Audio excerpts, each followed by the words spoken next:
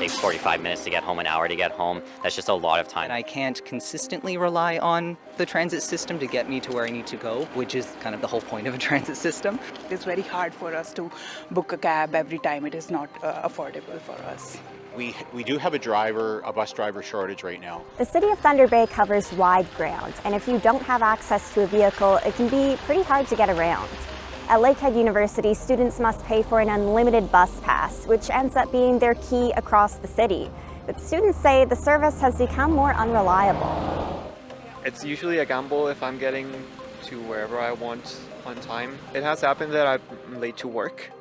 Yeah, that's especially important to me.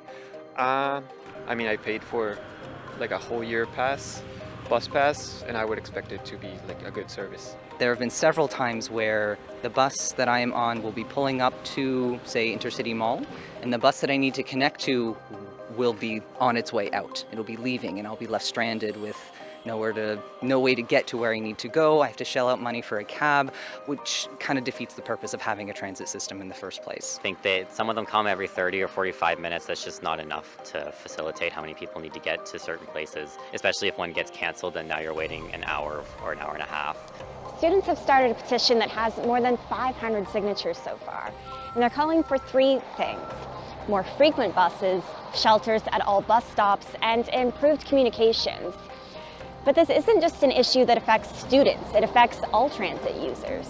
If a bus is being canceled, then the next time a bus comes, it's full and you can't go on anyway. This is not a reasonable kind of transit. We must have better transit for people on low income, for students, and especially if we're ever going to get people out of cars onto transit, we really must have a better system. But city transit officials say they're facing their own issues. We have approximately 17 unfilled part-time positions, and that equates to about us being only at about 38% of our part-time operator complement.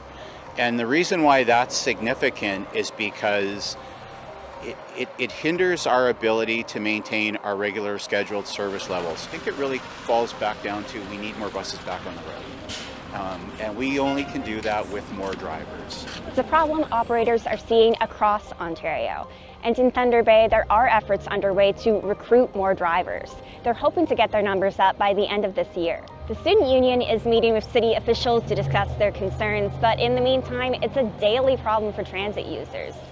Students say they're bundling up and giving themselves extra time to get to school, work, and home.